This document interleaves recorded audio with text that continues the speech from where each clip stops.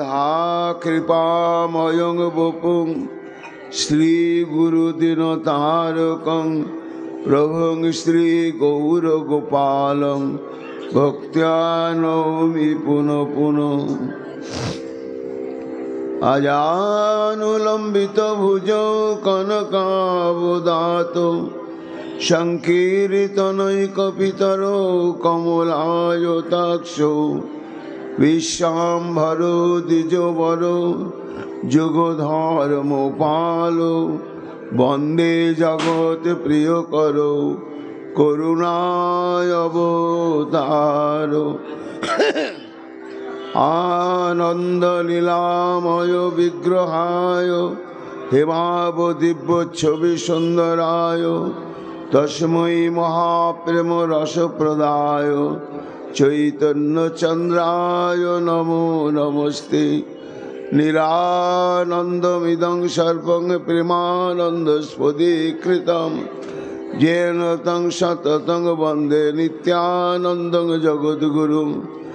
श्री अद्वैत नमस्तुभ्यं कलिजान कृपानिधे गौरी प्रेम प्रदानाय श्री सीतापतये नमो। राधिनी स्वरूपाय गौरांग सुहृदाय च भक्तशक्ति प्रदानाय गदाधर नमोस्तुते। प्रणमामि श्रीवासं तमादं पंडितं मुदा श्रीगौरांग कृपापात्रं कीर्तनानन्दमानसं। गौरी प्रेम प्रदावैव सर्वत्र समदर्शिने नारायण सुताय च श्रीमन्नरहरये नमो। बर्हापीडाभिरामं मृगमदतिलकं कुण्डलाक्रान्तगण्डं कञ्जाक्षं कुम्भकण्ठं स्मेतसुभगमुखं सादरेण स्तवेनुं श्यामं शान्तं त्रिभंगं रविकरो वसनभूषितं वैजयन्त्यां वन्दे वृन्दावनस्थयुवती शतवृतं ब्रह्म गोपालवेशम्। नमो नलिननेत्राय वेणुवाद्यविनोदिने राधाधर सुधापानं शालिने वनमालिने। हे कृष्ण करुणा सिन्धु दीनबन्धु जगत्पते गोपेश गोपिका कान्त राधाकान्त नमोस्तुते। मुखं करोति वाचालं पङ्गुं लङ्घयते गिरिं यत्कृपातमहं वन्दे परमानन्दमाधवं। तप्तो काञ्चन गौरांगी राधे वृन्दावनेश्वरी वृषभानुसुते देवी तं नमामि हरिप्रिये। महाभाव स्वरूपातं कृष्ण प्रिया बुरीयसी प्रेम भक्ति प्रदे देवी राधिका तं नमाम्यहम्। वन्दे नंद ब्रज स्त्रीणां पदरेणुमभिघ्नसो यशां हरिकथोद्गीतं पुनाति भुवनत्रयम्। अचतुर्वदन ब्रह्मा दिवाहुरपरो हरि अभालोचन शंभुर भगवान् वदनायनि।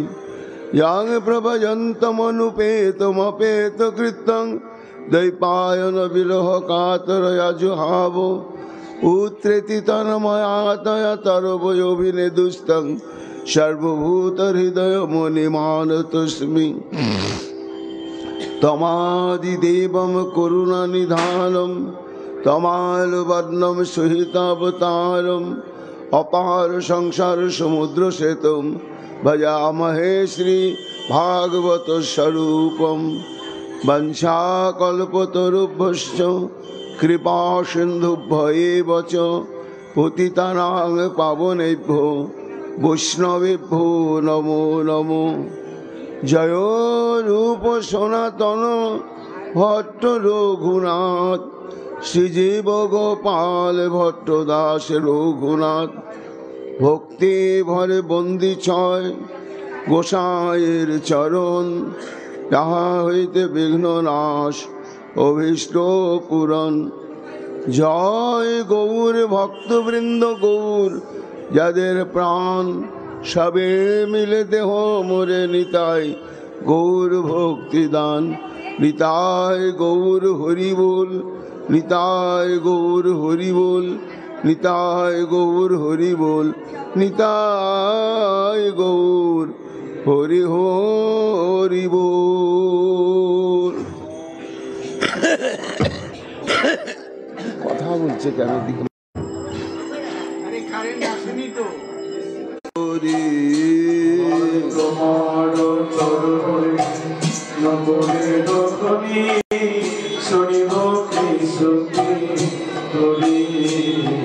ছত্র কমল বলয় কুণ্ডল,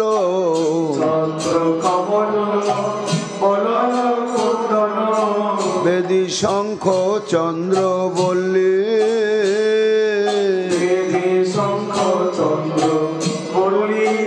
রাধে বেদী শঙ্খ চন্দ্র বললে,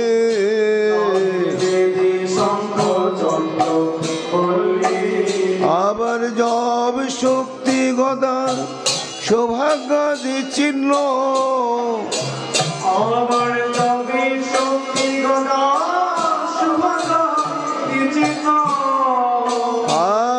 জব শক্তি গদা সৌভাগ্যাদি চিহ্ন, শক্তি গদা সৌভাগ্যাদি চিহ্ন, হেরিব নয়ন ভরি, হেরিব নয়ন ভরি, জবে শক্তি গদা সৌভাগ্যাদি চিহ্ন, হেরিব নয়ন ভরি, হেরিব নয়ন ভরি। চরণ সুগন্ধ আঘ্রাণ করিয়া, হরি চরণ সুগন্ধ আঘ্রাণ করিয়া, হইব কি অনুমত, হইব কি অনুমত, আবার যুগল চরণ হৃদয়ে ধরিয়া, আমার যুগল চরণ হৃদয়ে ধরিয়া, জুড়াব তাপিত চিত, জুড়াব তাপিত চিত, আমার যুগল চরণ হৃদয়ে ধরিয়া, জুড়াব তাপিত চিত, জুড়াব তাপিত চিত, সুগন্ধি সলিলে অরুণ চরণ, অরুণ চরণ, কমল ধোয়াব ধীরে, কমল ধোয়াব ধীরে, কমল ধোয়াব ধীরে, কমল ধোয়াব ধীরে, আবার সে চরণামৃত পান করি কবে, আমার সে চরণামৃত পান করি কবে, আমি ভাসিব আনন্দ নীরে, ভাসিব আনন্দ নীরে, তবে সে চরণামৃত পান করি কবে, হাসিব আনন্দ তীরে, হাসিব আনন্দ তীরে, রাধে রাধে বলি তুয়া নামা বলি, হরে রাধে রাধে বলি তোয়া বলি, আমি গাইব উচ্চ ঈশ্বরে, গাইব কি উচ্চস্বরে, আমার নামের সহিতে এমর পরাণ আমার নামের সহিতে এমন পরানো আধে নামের সহিতে এমন পরাণ আমার নামের সহিতে এমন পরানো যাবে তো আপদ তলে যাবে তো আপদ তলে আমার নামের সহিতে এমন পরানো তবে তো আপদ তলে তবে তো আপদ তলে শৈলেন্দ্র মুকুট মণি গোবর্ধন শৈলেন্দ্র মুকুট মণি গোবর্ধন তটেতে নিবাস করি রাধে তটেতে নিবাস করি আর কৃষ্ণ দাসে নিবেদন করে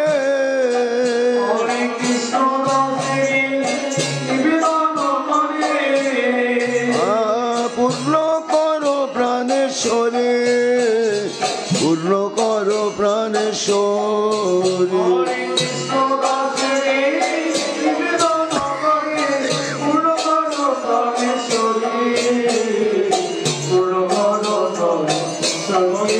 নিতাই গৌর হরি বল নিতাই গৌর হরি বল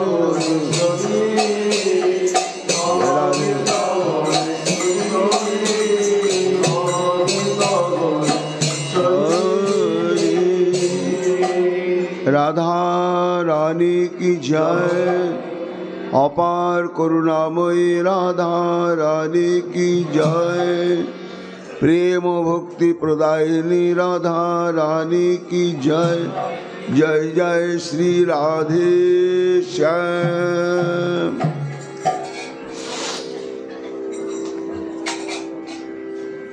বৃন্দাটবি প্রকট মন্মথ কোটি মূর্তে কস্যাপি গোকুল কিশোর নিশা করস্য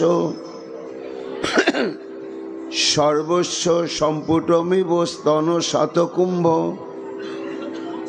কুম্ভদ্বয়ং স্মরমন বৃষভানু পুত্রা কলিযুগ পাবন অবতার প্রেম পুরুষোত্তম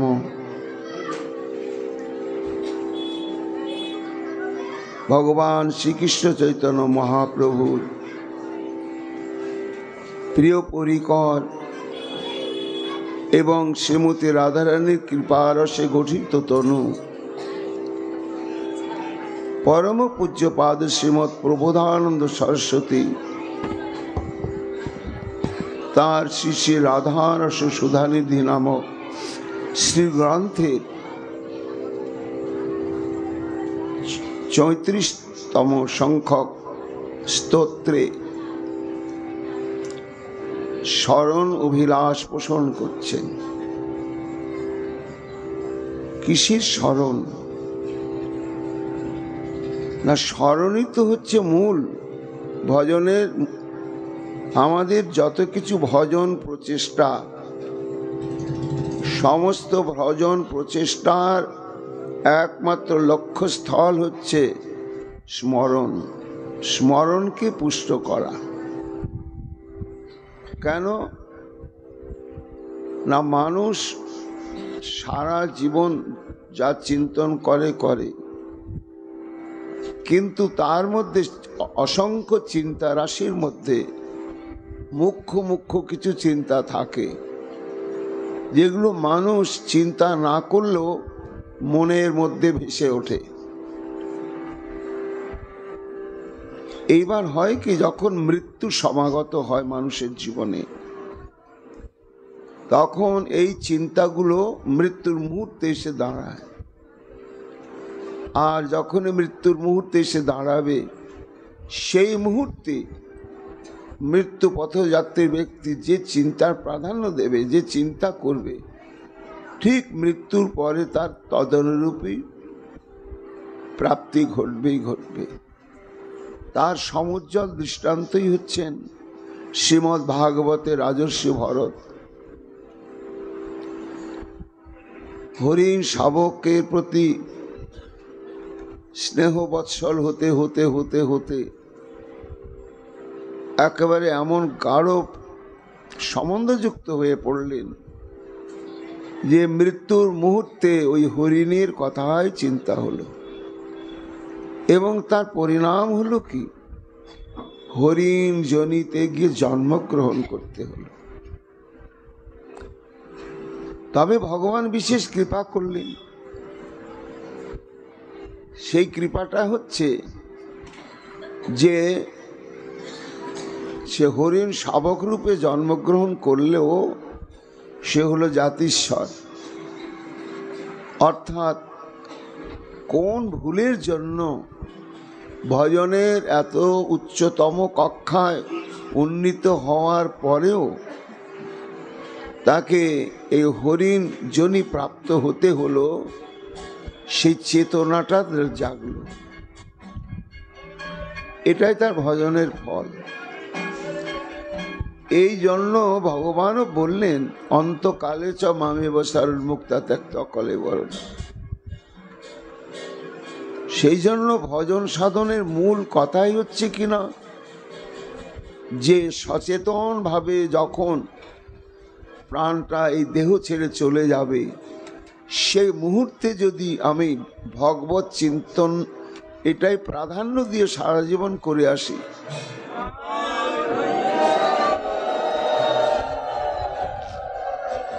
তখন অন্তঃকরণে সেটিই জাগবে এবং তদনুরূপী প্রাপ্তি হবে।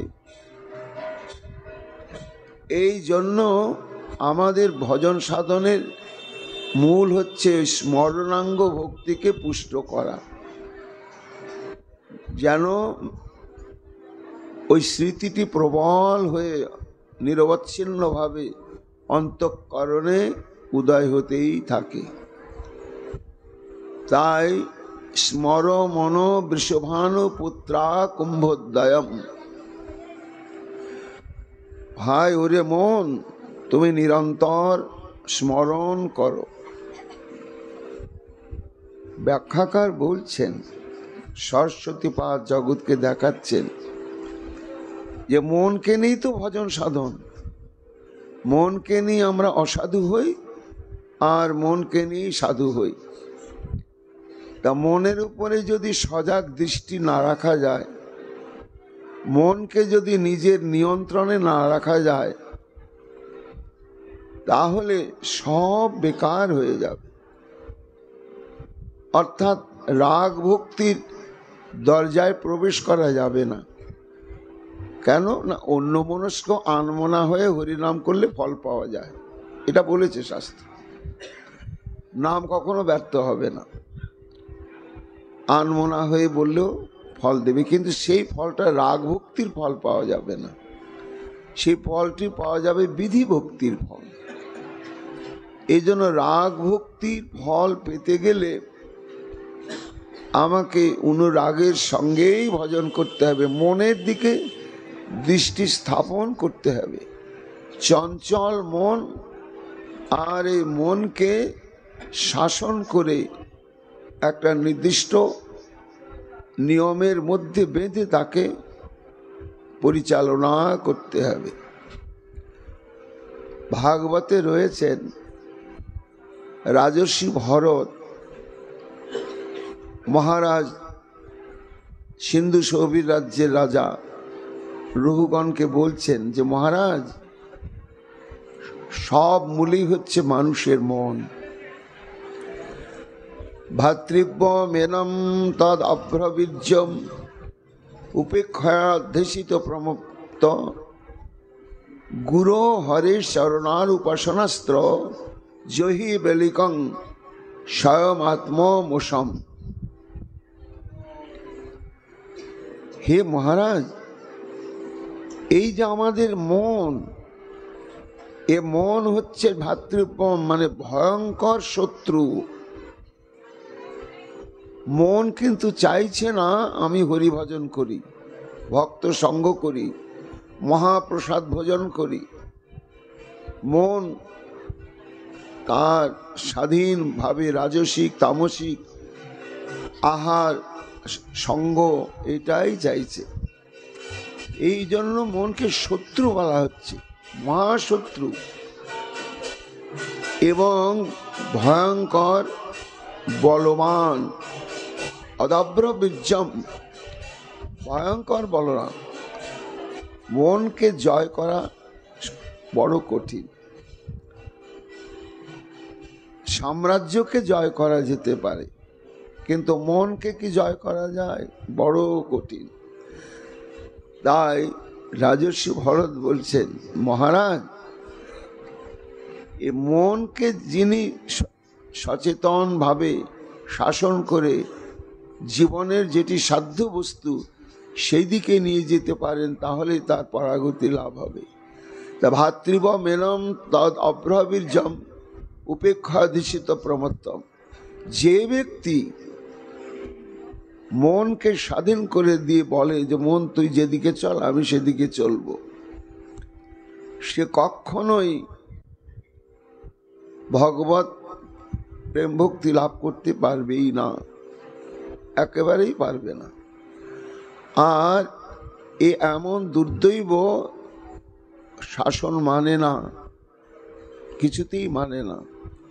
তখন মহারাজ রঘুগণ প্রশ্ন করছেন যে ভগবান, ঠিকই মানুষের মন নেই, সব কিছু তো মনেরই খেলা। এই মন যদি সদ্দিকে গেল তাহলে ভগবত চরণ প্রাপ্তি ঘটে গেল, আর এই মন যদি অসৎ পথের দিকে গেল তাহলে অনন্ত নরক। কিন্তু মন ওটা বিচার করে না, তার কাছে আপাত মধুর, যেটা ভোগ করতে আপাত মধুর মনে হয় সেই দিকে ও যাবেই যাবে যাবে। তাহলে এই মনকে বশীভূত করার উপায় কি, সংযত করার উপায় কি? তার উত্তর দিতে গিয়ে রাজর্ষি ভরত বলছেন, হরে গুরুর হরের চরণ উপাসনাস্ত্র, অর্থাৎ শ্রী গুরুদেব এবং শ্রী হরি, এই গুরুদেবের এবং শ্রীহরির চরণ নিষ্ঠার সঙ্গে সেবা দ্বারাতেই মনের এই চঞ্চল প্রবৃত্তিটি পরিবর্তন সাধন হয়, মনের উপরে শাসন করার ক্ষমতা আসে। এমনি প্রাণায়ামের দ্বারা, যোগ সাধনের দ্বারা বা অন্য কোনো অভ্যাস যোগের দ্বারা কোনোদিন মনের উপরে নিয়ন্ত্রণ আনা যাবে না। একমাত্র ভগবত কৃপা আর গুরু কৃপা।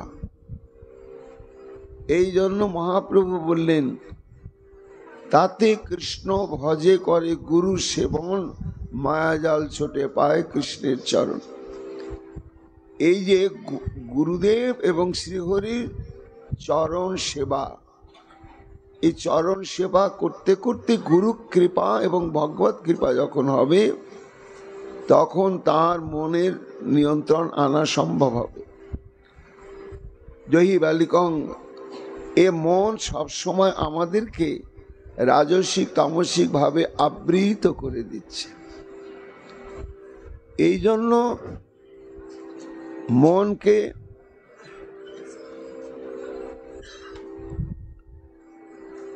সাধু সাধু শাস্ত্র গুরু বাক্য এ নির্দেশিত পথকে প্রতিষ্ঠিত করে রাখতেই হবে, রাখতেই হবে। তো তার উপায় কি? তার উপায় হচ্ছে হরিরাম আর গুরু সেবা। সে একটা দৃষ্টান্ত আছে না, যে একজন সাধু বাবা এক সরোবরের তীরে তপস্যা করছেন, হঠাৎ দেখছেন এক ব্যক্তি সে গলায় পাথর বেঁধে এখন জলে ডুবতে চেষ্টা করছে। তো বুঝতে পারছে ও আত্মহত্যা করবে। তখন দৌড়ে গিয়ে বলছে, আরে বাবা দাঁড়া দাঁড়া, কি হলো তোমার? তুমি গলায় পাথর বেঁধে ডুবছো কেন? আর তুলতে পারবে না, তুমি মারা পড়বে তো। তখন হাউ হাউ করে কাঁদতে কাঁদতে বলছেন, সাধু বাবা আমার মৃত্যুটাই কাম্য, মৃত্যুটাই শ্রেয়, আমি বাঁচতে চাই না। কেন, তোমার কি? না, প্রথম হচ্ছে আমি চরম হতদরিদ্র এবং আমার পরিবারের পরিজন সর্বক্ষণ অসুস্থ, তো তাদেরকে সুস্থ করার চেষ্টা করব, আর আহারও জোটে না, অন্ন জোটে না, কিংকর্তব্য বিমূঢ় হয়ে গিয়েছি আমি। এই জন্য আমার মৃত্যুটাই শ্রেয়। তখন সাধুজি বলছে, দেখো আত্মহত্যা মহাপাপ। যাক শোনো, আমি তোমার একটা উপায় বলে দিচ্ছি। একটা মন্ত্র তাকে শিখিয়ে দিয়েছে, স্নান করে এসছে, তাকে মন্ত্র শিখিয়ে দিয়ে বলেছেন, এই মন্ত্রটা তুমি যে 108 বার জপ করবে তো, আর সঙ্গে সঙ্গে একটা মহা শক্তিশালী দানব আসবে, আর তুমি ওকে যা বলবে ও তাই করবে। যদি বলো রাজপ্রাসাদ নির্মাণ করতে, রাজ ঐশ্বর্য দিতে, সব কিছু দেবে, তোমার অভাব আর থাকবে না। কিন্তু বাবা ওকে যদি কাজ দিতে না পারো, ও কিন্তু তখন তোমাকে হত্যা করবে। সেই দরিদ্র লোকটি বলছে মনে মনে যে আমার তো ভিটে মাটি কিচ্ছুই নাই, কাজেই এ দানবকে তো এতই কাজ দেব আমি, ও কাজ শেষ করতেই পারবে না। ঠিক আছে, মন্ত্রটা শিখে নিয়েছে। এখন ঘরে গিয়ে যে জপ করতে করতে সত্যি দানব এসে গিয়েছে। দানব এসে বলছে আমাকে কাজ দাও। তখন বলে, এই আমি একটা রাজপ্রাসাদ চাই। সঙ্গে সঙ্গে রাজপ্রাসাদ তৈরি হয়ে গেল, সঙ্গে সঙ্গেই। এই রাজভোগ চাই, সঙ্গে সঙ্গে। এমনি করতে করতে চাইতে চাইতে চাইতে চাওয়া পুরিয়ে গেল। আর কি চাইবে? কোনো অভাবই তো আর নেই, সব পূরণ হয়ে গিয়েছে, আর কি চাইব? তখন দানব বলছে, কাজ দাও, নাহলে এবার তোমাকেই আমি হত্যা করব। সর্বনাশ! তাহলে উপায় কি? দানব তোকে আক্রমণ করেছে, চিন্তা করলে সাধু বাবার কাছেই যায়। তো সাধু বাবার কাছে এসেছেন, বাবা রক্ষা করুন, রক্ষা করুন। কি হলো? এই ব্যাপার। বলে, দেখেছো তো, কাজ দিতে পারোনি, এখন তোমাকেই ও হত্যা করবে। তাহলে কি হবে? আপনি রক্ষা করুন। তো যাক, আমার কাছে যখন এসেছো, শোনো, ওকে বলো তোমার উঠানের মধ্যে একটা বিশাল লম্বা বাঁশ পুঁততে, সে বাঁশে যেন 108টা গিট থাকে। তারপর বলে ওই গুনতে গুনতে উপরে উঠবে আর গুনতে গুনতে নিচে নামবে। এটাই ওর কাজ, আর কোনো কাজ নাই। এটাই করতে থাকুক। এইবার দানবকে বলছে, হ্যাঁ হ্যাঁ, তুমি তো কাজ চাইছো, নাহলে আমার ঘাড় মটকাবে, চলো চলো চলো। এইবার ঘরে গিয়ে উঠানে গিয়ে একটা বাঁশ আনতে বলেছে। ইয়া লম্বা বাঁশ এনেছে, তার 108টা গিট। এইবার পুঁতে বলছে, তুমি ভাই গুনতে গুনতে উপরে উঠবে আর গুনতে গুনতে নিচে নামবে, এটাই তোমার কাজ, আর কোনো কাজ নেই। তো দানব প্রথমে একদিক করতে করতে 108, আবার নিচে নেমে আসে। করতে করতে এক সময় ক্লান্তি অবসাদ এসে গেল, কিন্তু কাজের তো বিরাম নেই, ওটাই ওকে করতে হবে, অন্য কাজের কোনো ব্যাপার নাই। এইবার শেষে তখন সে সেই ব্যক্তিকে বলছে যে ভাই, আমি ক্লান্ত শ্রান্ত হয়ে গিয়েছি, আমি এখন তোমার অনুগতই হয়ে থাকলাম, তুমি যা বলবে আমি তাই করব, কাজ দিতে না পারলে আর আমি তোমাকে হত্যা করতে পারবো না। এই দৃষ্টান্তের মধ্যে সিদ্ধান্তটা হচ্ছে কি, মনটাই হচ্ছে আমাদের দানব। এই মনকে আমরা যা বলছি তাই, কিন্তু কাজটা তো দিতে হবে। তো জড়জাগতিক সংসারের কাজের শেষ আছে, কিন্তু ভজনের তো শেষ নাই। তাই মহাজন বলছেন যে ওই সন্ন্যাসী ঠাকুর বললেন ওই 108 পর্ব বিশিষ্ট বাঁশটাই হচ্ছে হরিনাম সাধনের জপমালিকা। এই তুমি ওই বড় দিক থেকে হরে কৃষ্ণ করতে করতে ছোটতে যাও, আর ছোট থেকে হরে কৃষ্ণ করতে করতে বড়তে আসো।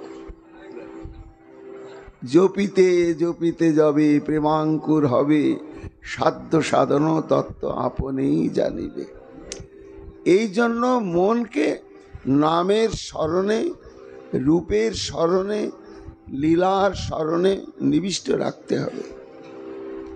এখন সরস্বতীপাদ বলছেন যে আমার মন স্মরণ করুক কাকে না, স্মর মন বৃষভানু পুত্রা কুম্ভোদয়ম।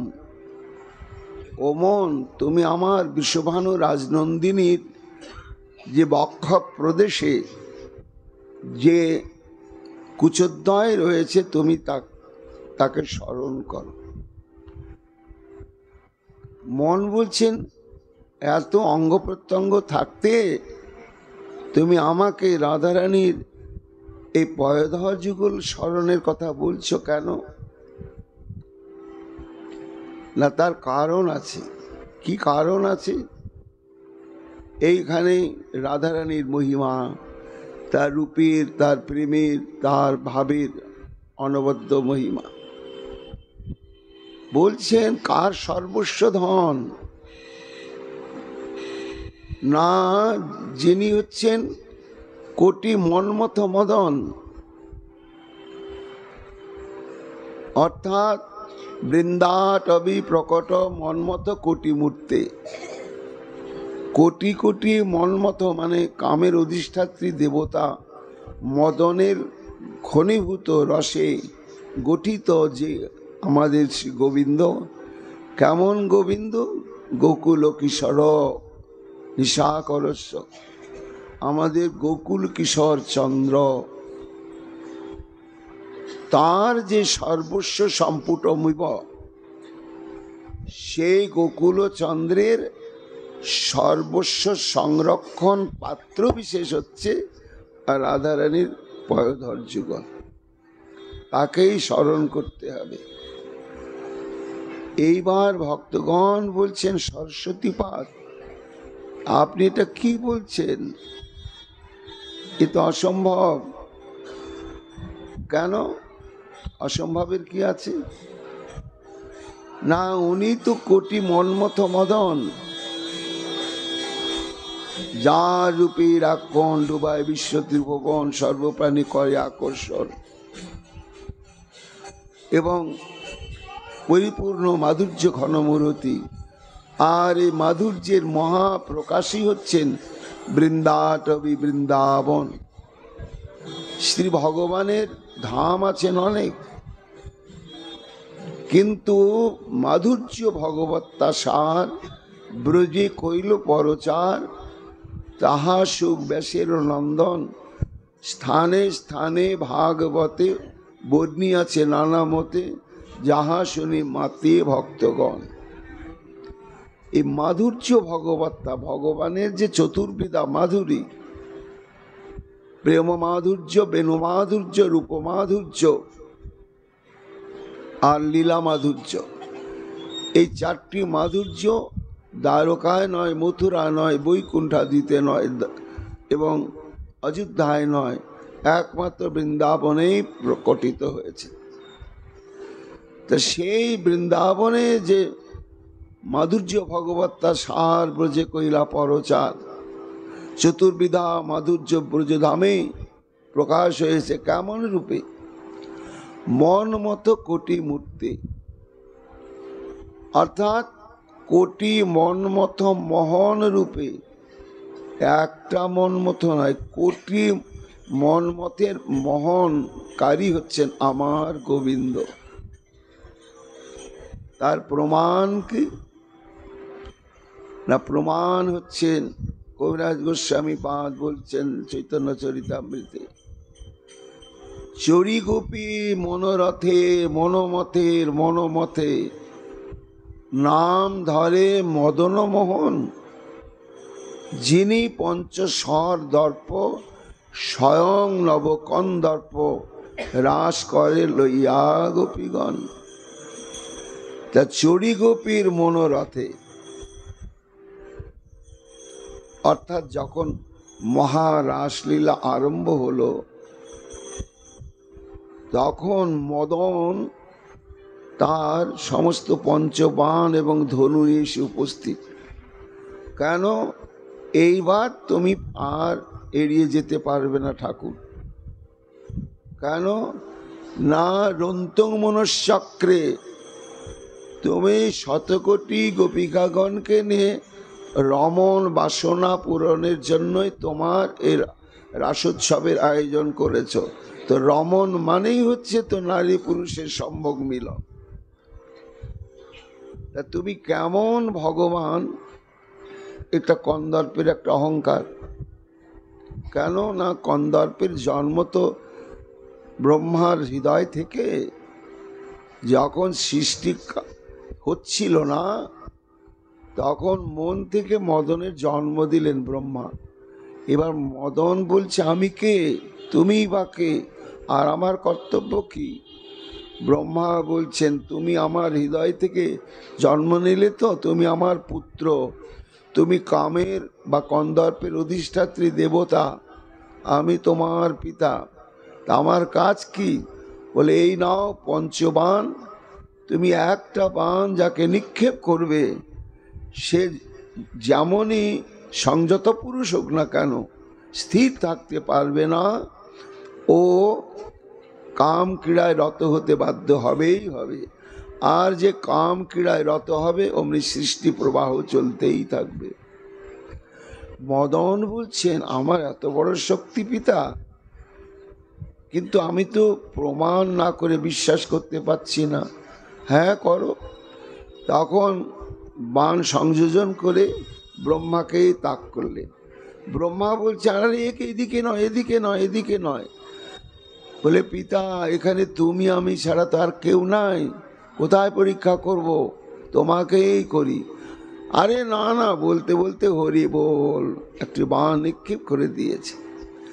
মহাজন বলছেন দেখো, প্রথম বদনে করে বেদ প্রকাশন, দ্বিতীয় বদনে করে ব্রহ্মাণ্ডের পত্তন, তৃতীয় বদনে তার হুতাসন জলে, আর চতুর্থ বদনে সদা হরি হরি হরি বলে। এই যে ব্রহ্মা চারটি বদনে চারটি নিরন্তর কর্মসাধন করে চলেছে, এ ব্রহ্মা পর্যন্ত কামবাণে বিদ্ধ হয়ে নিজের কন্যার সঙ্গে বিহারের জন্য ছুটলেন। মদনের বুকটা তো চরচর করে ফুলছে, আমার ব্রহ্মলোক জয় হয়ে গেল, এইবার দেখি আমার আর কত শক্তি। দেবলোকে গিয়ে উপস্থিত হয়েছেন দেবগুরু বৃহস্পতি, তাকে একটি বাণ মারতে না মারতে সে ভাতৃ জায়াকে হরণ করে বসে থাকল। দেবরাজ ইন্দ্র গুরু পত্নীকে হরণ করলে, চন্দ্র দেবতাও তাই করলে। তখন এইবার মদন চিন্তা করলে যে সবই তো কুপকাত হয়ে গেল আমার কাছে, এবার ভগবান বেটাকে যদি পেতাম তাহলে হতো। না, ভগবানকে পাবো কোথায়? মদন অপেক্ষা করতে করতে করতে করতে এবার জানতে পারলে যে পরকীয়াভাবে তারা বিহারের জন্য এই মর্ত লোকে জন্মগ্রহণ করেছে। তা শৈশবে এসে উপস্থিত হলে মদন, কিন্তু দেখছে না অপ্রাপ্ত বয়স, এদের মধ্যে এখন আমি কিছু করতে পারবো না। বস্ত্র হরণের দিনে চেষ্টা করলে, কিন্তু মদন কৃতকার্য হতে পারলে না। এইবার রাসলীলা সমাগত হয়েছে, তখন মদন একেবারে সুসজ্জিত হয়ে এসে উপস্থিত হয়েছে। তা চড়ি গোপীর মনোরথে, মনোমতের মনোমতে গোপী দেখতে পেয়েছে। গোপী দেখতে পেয়ে গোপীনাথকে বলছেন, প্রীতম শোনো, শত্রুপক্ষ এসে গেছে, এবার যুদ্ধ হবে। এই জন্য তুমি এই ভূমিতে দাঁড়িয়ে যুদ্ধ করলে কিন্তু পরাজিত হয়ে যাবে, তোমাকে রথে আরোহণ করে যুদ্ধ করতে হবে। গোবিন্দ বলছেন, গোপী এই রথ পাবো কোথায়? রথে আরোহণ করে যুদ্ধ করব কোথায়? গোপী তখন নিজের হৃদয়টা পেতে দিয়ে বলছেন, শ্যাম, এই হচ্ছে আমাদের হৃদয় রথেই তুমি আরোহণ করো। কেন? এটি নিরাপদ স্থান। কেন? এই হৃদয়ের মধ্যে বিন্দু মাত্র আত্মসুখ বাসনার গন্ধ পর্যন্ত নেই। তখন গোবিন্দ আমার গোপীগণের হৃদয়ে অধিরূঢ় হয়ে চড়ি গোপীর মনোমতে, মনোমথের মনোমতে তখন কন্দর্প পরাভূত হয়ে গেল। যখন পরাভূত হয়ে গেল, নাম ধরি মদন মোহন, যিনি পঞ্চ সরদর্প, স্বয়ং নব কন্দর্প, তবে রাস করে লইয়া গোপীগণ। এইবার কোটি মদন মথন মূরতি আমার গোবিন্দ, তার সর্বস্বধন বস্তুটি কি বলা হচ্ছে কেন?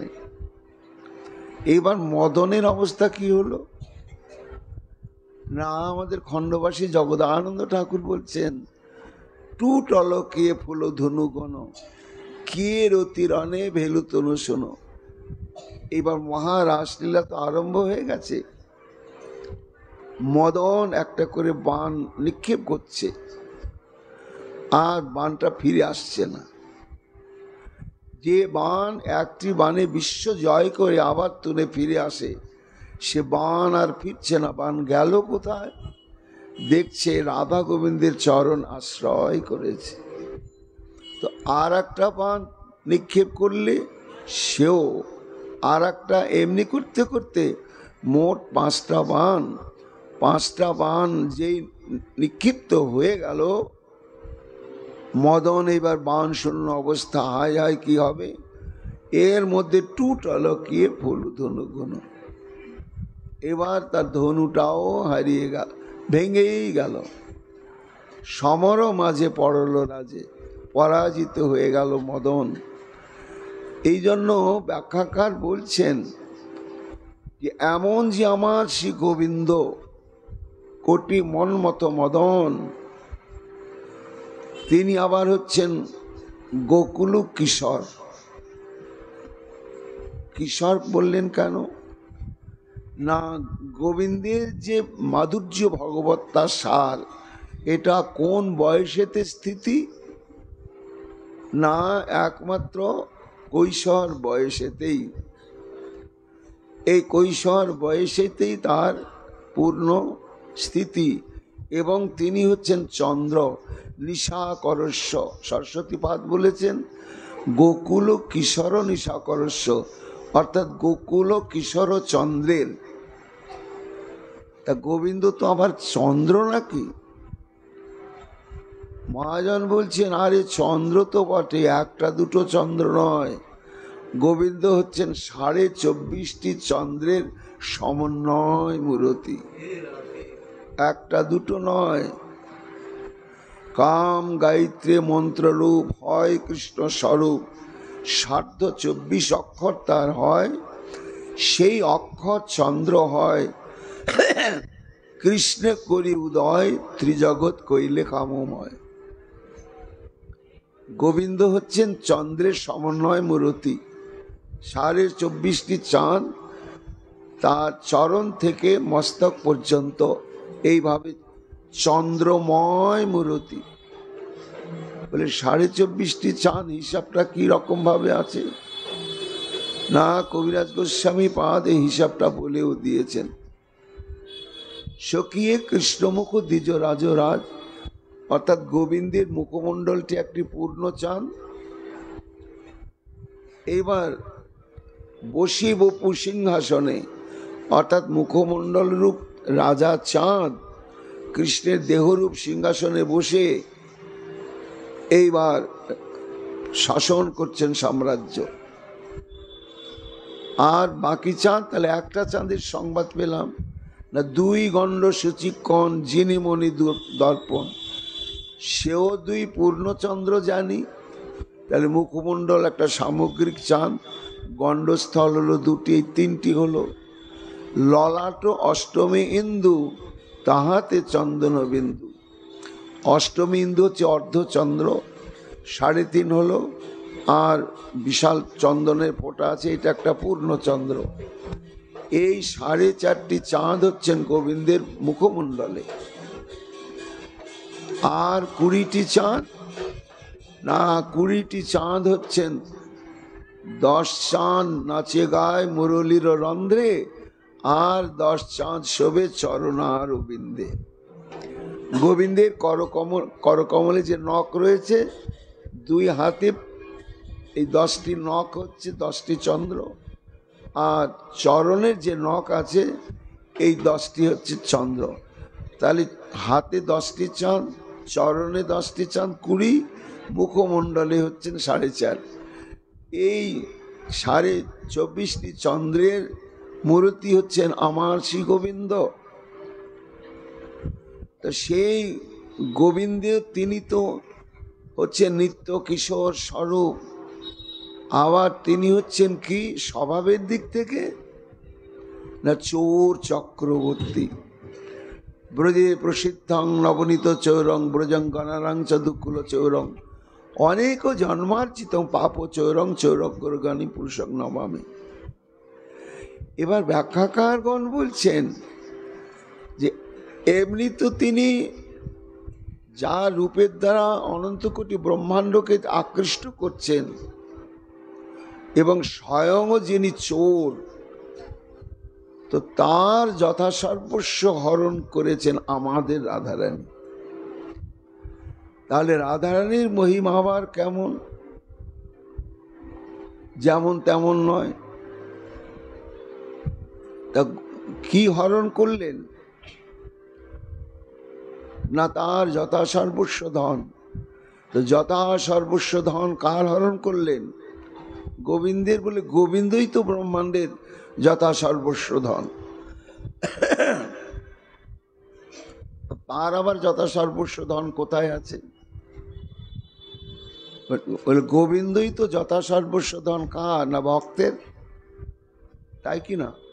কুন্তী দেবী যখন শ্রীকৃষ্ণের স্তুতি করছেন, কুরুক্ষেত্রের যুদ্ধ শেষ হয়ে গেছে, আর কোনো কাজ নেই, এবার দ্বারকায় ফেরার পালা। তাই গোবিন্দ বিদায় নিতে এসেছেন পিসির কাছে, পিসি বিদায় দাও। তখন বলছেন, ঠাকুর পিসি পিসি বলে রেখে মমতা বাড়িও না, তুমি যে পরতত্ত্ব আমি সম্যক বুঝেছি। এই বলে তিনি স্তুতি করছেন কুন্তী দেবী, কি বলে?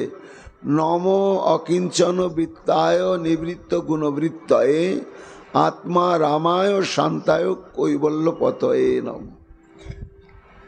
তার মধ্যে বলা হলো যে নম অকিঞ্চন বৃত্তায়, অর্থাৎ কৃষ্ণ কাদের সর্বস্ব ধন না, যারা অকিঞ্চন তাদের সর্বস্ব ধন। অকিঞ্চন বলতে দ্বারা গোবিন্দকেই সম্পত্তি রূপে গ্রহণ করে জড় জগতের সমস্ত সম্পত্তিকে যারা একেবারে তুচ্ছ জ্ঞান করেছেন, এরকম তারাই হচ্ছে নিষ্কিঞ্চন, আর তাদের সম্পত্তি হচ্ছেন আমার গোবিন্দ। এই জন্য ভক্তির বিচারে সরস্বতীপাদ আমরা তো দেখি গোবিন্দই হচ্ছেন ভক্তের একমাত্র সর্বস্ব ধন। তো তার আবার সর্বস্ব ধন কি? নিজেই যখন ভক্তের সর্বস্ব ধন, প্রমাণও রয়েছে। কি প্রমাণ রয়েছে? ওই যে সনাতন গোস্বামী পাদ, যে ধনে হইয়া ধনী, নদী তীরে বৃন্দাবনে সনাতন এক মনে জপিছে নাম, হেন কালী দিন বেশে ব্রাহ্মণ চরণ এসে করিলা প্রণাম। শুধালেন, সনাতন কোথা হতে আগমন, কি নাম ঠাকুর? বিপ্র কহে, কিবা কব, পেয়েছি দর্শন তব, ভ্রমী বহু দূর। গোসাই, বহু ভ্রমণ করে করে তোমার দর্শন পেয়েছি ভাগ্য ফলে। জীবন আমার নাম, মানকর মোর গ্রাম, জেলা বর্ধমানে। এত বড় ভাগ্য হত, দিনহীন মোর মতো নাই কোনোখানে। আত্মপরিচয় দিলেন গোস্বামী পাদকে, যে বর্ধমান জেলা মানকর নামক গ্রামে আমার বাড়ি, এবং আমি খুব হতদরিদ্র, জমি জমা আছে কিছু, করিয়াছি মাথা নিচু, অল্প স্বল্প পাই। ক্রিয়া কর্ম যোগ্য জাগে, বহু খ্যাতি ছিল আগে, আজ আর কিছুই নাই। তাই আপন উন্নতি লাগি, শিব কাছে বড় মাগি করি আরাধনা। ব্রাহ্মণ বলছেন সনাতন গোস্বামী পাদকে, যে গোসাইজি, আমার এই দারিদ্রতার যন্ত্রণা থেকে মুক্তি পাওয়ার জন্য আমি কাশী ধামে শ্রীমন মহাদেবের কাছে হত্যা অর্থাৎ ধর্ণা দিয়েছিলাম। একদিন নিশি ভোরে স্বপ্নে দেব কন আমারে করিবে প্রার্থনা।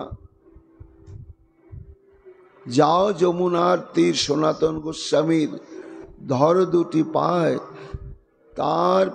তারে পিতা বলি মেনো, তার হাতে আছে যেন ধনের উপায়। তা ব্রাহ্মণ বলছেন, গোসাইজি, শ্রীমন মহাদেব আমাকে এই আদেশ করলেন আপনার কাছে আসবার জন্য। তা আমি কন্যাদায়গ্রস্ত দরিদ্র ব্রাহ্মণ, আমার উপায় করে দিন। শুনি কথা সনাতন, ভাবিয়া আকুল মন, কি আছে আমার? সনাতন তো আশ্চর্য, ভোলেনাথ তো ভোলেনাথ আমার কাছে পাঠিয়েছে, আমার লবণও জোটে না, অলবণে আমি সেদ্ধ করে মদনকে দিই, আর এত বড় কন্যাদায়গ্রস্ত তাকে আমার কাছে পাঠিয়ে দিয়েছে, কি আমি দেব? যাহা ছিল সে সকলই ফেলিয়া এসেছি চলি, ভিক্ষা মাত্র সাত। সহসা বিস্মৃতি ছুটে সাধু পুকারিয়া ওঠে, ঠিক বটে ঠিক। হ্যাঁ হ্যাঁ ব্রাহ্মণ বলে, না ঠিকই পাঠিয়েছে, আছে আছে। একদিন নদী তটে কুড়ায়ে পেয়েছি বটে পরশমানিক, একটা পরশমানিক আমি পেয়েছি যমুনার বালির মধ্যে। তো সেটা আমি সেইখানে রেখে দিয়েছি যদি কারো উপকারে লাগে। তাই যদি কবু লাগে দানে, এই ভেবে ওইখানে পুঁতেছি বালুতে, নিয়ে যাও হে ঠাকুর, দুঃখ তবে হবে দূর, ছুতে না হে ছুতে। আমি ছোব না, যাব না, ওইখানে গিয়ে দেখো বালির মধ্যে একটু চিহ্ন করা আছে, দেখলে বুঝতে পারবে ওইখানেই পরশমণিটা আছে। আর ওটা দিয়ে তোমার কেন, গ্রামের সব ব্রাহ্মণের কন্যাদায় উদ্ধার হয়ে যাবে, যত লোহা টাকাবে সোনা হয়ে যাবে।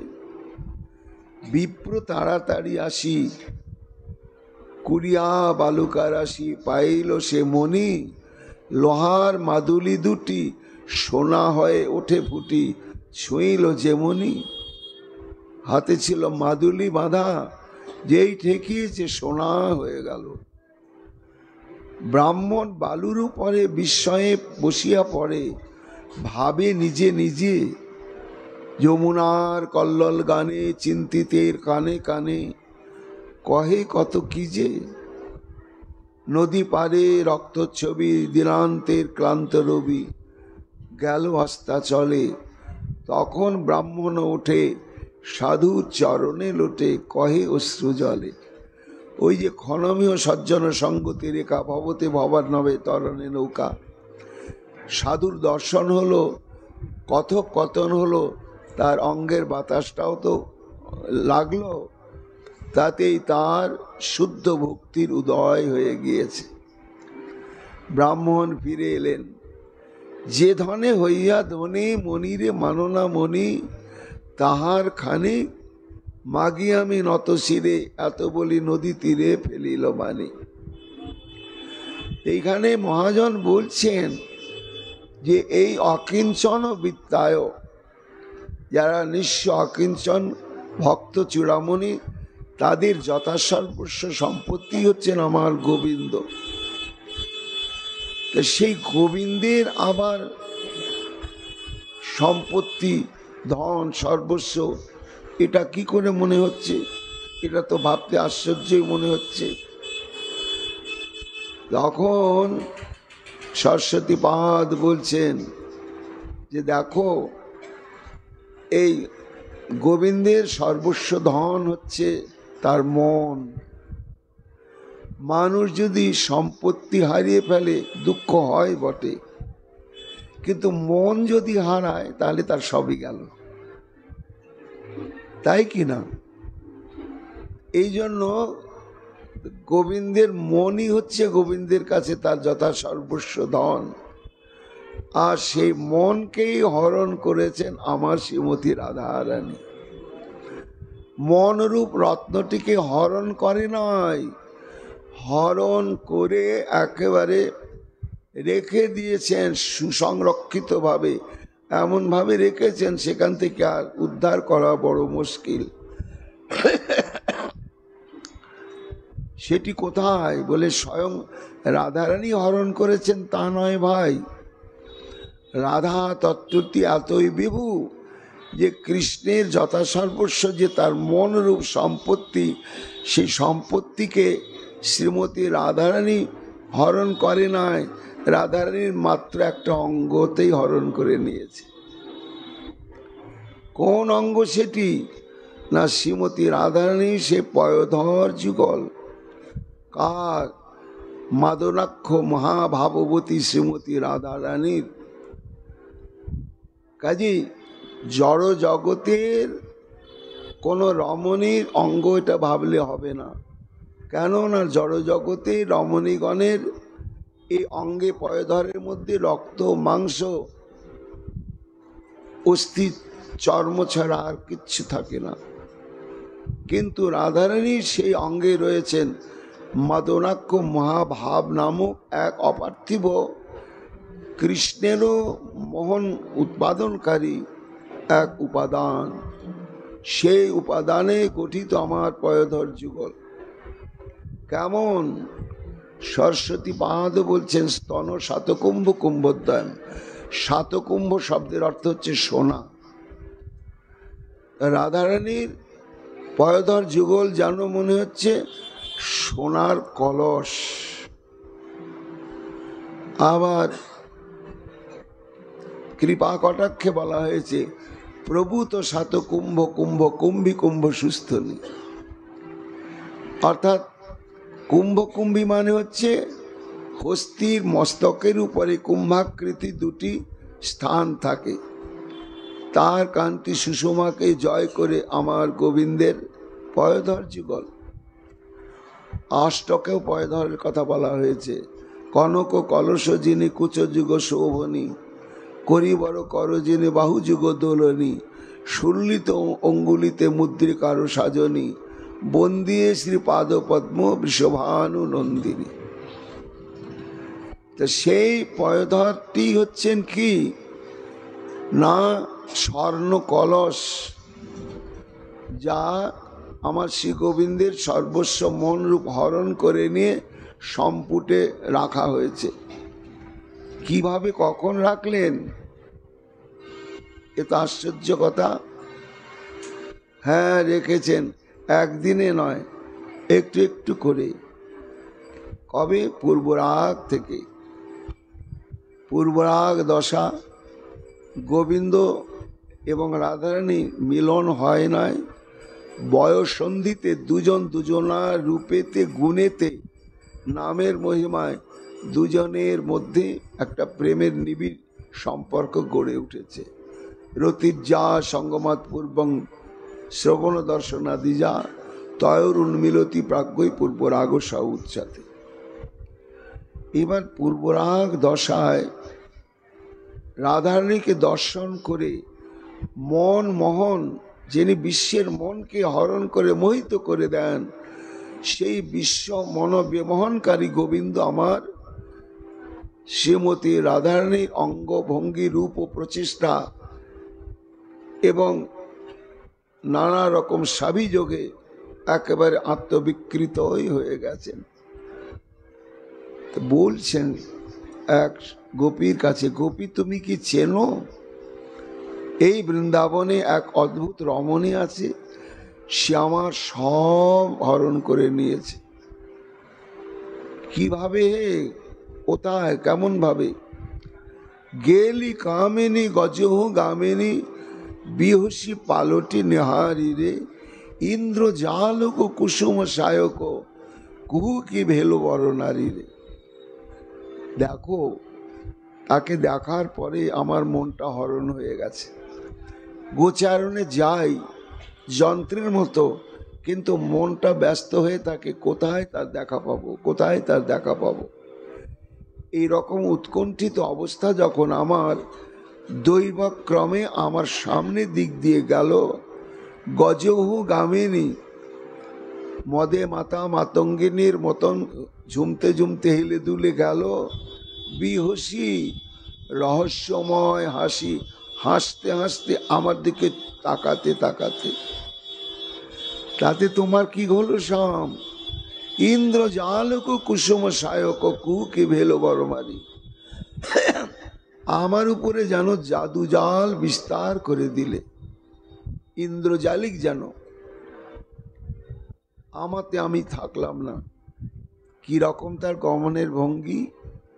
জড়ি ভুজ যুগ মরি বেরলো ততহি বয়ানু সুচন্দ দাম চম্পকে কাম পূজল জয়ছে শারদ চন্দ। এইসবই হচ্ছে বৈষ্ণব ধর্মের অমূল্য সম্পদ, রস। গোবিন্দ বলছেন, জড়ি ভুজ যুগ, আমার দিকে বিশেষ উদ্দেশ্য নিয়ে বাহুযুগলকে মুড়ে এমনি করে তাকালো। তাতে কি মনে হলো না, অনাবৃত যে বাহু, সেটা মনে হচ্ছে যেন বিদ্যুতের মালা, আর তার বদনখানা হচ্ছে পূর্ণিমার চাঁদ। তা মনে হচ্ছে যেন কামের অধিষ্ঠাত্রী দেবতা মদন একটা স্বর্ণ চম্পক এবং বিদ্যুতের মালা দিয়ে পূর্ণচন্দ্রকে পূজা করছে। দাম চম্পকে কাম পূজল জয়ছে শারদ চন্দ্র। তা গোপী বলছে, তোমার মনের চঞ্চলতা হলো কেন? উরহি অঞ্চল ঝাঁপি চঞ্চল আধো পয় ধর হেরু পবন পরাভাবে শরদ ঘন জনু বেকত করল সোমেরু। দৈবক্রমে অপ্রত্যাশিত ভাবে একটা দমকা হাওয়া এসে তার বক্ষ প্রদেশের ওড়নিটাকে অপসারণ করে দিয়েছে। নীল শাড়ির আঁচলটা যেই সরে গিয়েছে, ঠিক যেমন মেঘে ঢাকা সুমেরু পর্বত পবনের দ্বারা সঞ্চালিত হয়ে মেঘ সরে গেলে যেমন সেই পর্বতটি প্রকাশিত হয়ে যায়। গোপী, আমি দর্শন করার সঙ্গে সঙ্গে আর অস্থির হয়ে গেলাম, আর কি তার দেখা পাবো? এই মনচুরি আরম্ভ হলো সেইখান থেকে। আর এই মনচুরি পূর্ণতা হলো কোথায় না, পূর্বরাগ দশায় শ্রী গোবিন্দ আমার রাধারানীকে পান নাই তো, কিন্তু ভাবতে ভাবতে ভাবতে বিরহে এমন হয়েছেন যে মুখের হাসি মিলিয়ে গেছে, কাঁধে করা কাঁধে চড়া খেলার প্রচেষ্টা আর নাই, বাঁশি আর বাজে না, একা একা থাকতে ভালো লাগে। যার যার দায়িত্ব দিয়ে কোনো গাছের তলায় গিয়ে মাথাটা নিচু করে চুপ করে গালে হাত দিয়ে কি যেন ভাবে। তা সুবল ভাবছে যে এই বয়সে কানাই এমন হলো, ব্যায়ামটা কি বুঝতে পেরেছে, কিন্তু ওর মুখেই তো শুনতে হবে কানাই তো ব্রহ্মচারী, তো যারা ব্রহ্মচারী তাদের এই ব্যাধি হওয়া উচিত নয়, কিন্তু ওটাই হয়েছে। ধীরে ধীরে গিয়ে বলছে, কানাই কি হয়েছে বলতো, নিশ্চয় তুই একটা ব্যাধিতে আক্রান্ত হয়েছিস। তখন সুবলকে একা একা পেয়ে শ্রী গোবিন্দ আমার নয়নের জলে ভাসতে ভাসতে বললে, সুবল আমাতে আর আমি নাই,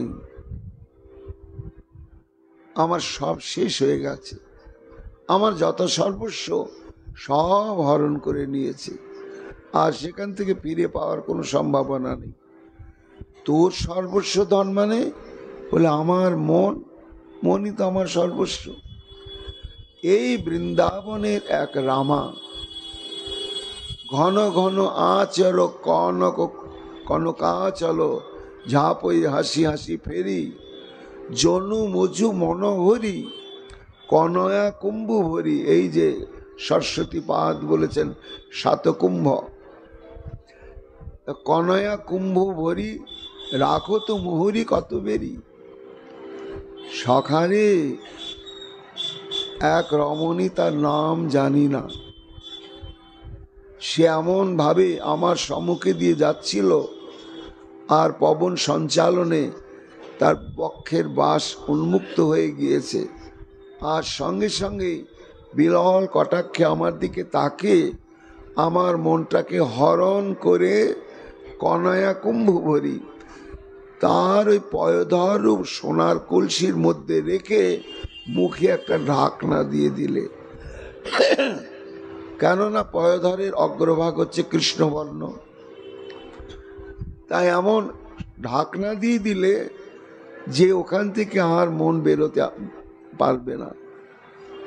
সুবল বলছে, তাই তখন তোর দশা কি হলো? বলে, দেখ মনটাই যদি চলে যায় সুবল, তাহলে আর কি থাকে রে? জব মন বাঁধ হলো ইন্দ্রিয় ফাপর।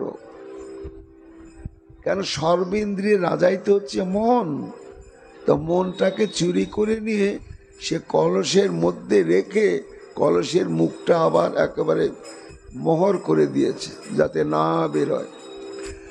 এবার মনটা যদি ওখানে আটকা পড়লো, তখন ইন্দ্রিয় ফাঁপড়ো, আমাতে আর আমি রইলাম না। তখন আমার দশা কেমন হলো জানিস? কাঠক মূরতি জইছে মুরু চাওত। কাঠের পুতুল, তার চোখ মুখ নাক কান সবই থাকে, কিন্তু একটু ঠেলা দিলেই ধপ্পাস করে পড়ে গেল, তার নিজস্ব কোনো চেষ্টা থাকে না। তা কাঠের মূর্তি যেমন তার নিজস্ব কোনো প্রচেষ্টা থাকে না, তা আমার মনটা হরণ করে সে রাধারানী তার পয়ধর কলসের মধ্যেই রেখে দিলে, সেই থেকে আমার এই দশা। সরস্বতী পাদ ভাবছেন, ও হো হো, যিনি অখিল ব্রহ্মাণ্ডের সমস্ত ভক্তগণের চিত্ত চুরি করেন, আর সেই শ্যামসুন্দরের মনকে হরণ করে রাধারানী আমার যে অঙ্গের মধ্যে রেখেছেন, সেটি আমার আরাধনার ধন, সেটি আমার ভজনের সম্পদ, সাধারণ সম্পদ নয়। তাই হে মন, তুমি তোমার দর্শন জীবনে হোক বা না হোক, তা জীবনে যদি দর্শন নাও পাও, তাহলে প্রাণ ভরে একবার তুমি স্মরণ করো। কাকে স্মরণ করবে? আমার শ্রীমতী রাধারানীর পয়ধর যুগলকে। কেমন পয়ধর যুগল? না, যে পয়ধর আমার গোবিন্দের মন মনিকে হরণ করে নিয়ে একেবারে চিরকালের জন্য আত্মসাৎ করে নিয়েছে। এইখানে শ্রীমতী রাধারানীর অঙ্গ প্রত্যঙ্গের মহিমা বৈশিষ্ট্যের কথা ব্যক্ত করছেন সরস্বতী পাদ। মানে শ্রীমতী রাধারানীর এমন কোনো দিক নেই সরস্বতী পাদ তার মহিমা কীর্তন করেন নাই। এই আবেশেই চলল। পরপর পয়ধর সংক্রান্ত অভিনিবেশে সরস্বতী পাদ আবার আগামীকাল কি বলবেন আমরা শ্রবণ কীর্তন করব। এখনকার মতন রাধা রসোধনিধি প্রসঙ্গ এখানেই বিশ্রাম লাভ করছে। নিতাই গৌর হরি বল, গৌর হরি বল। উপস্থিত সকল ভক্তচরণে নিবেদন, যারা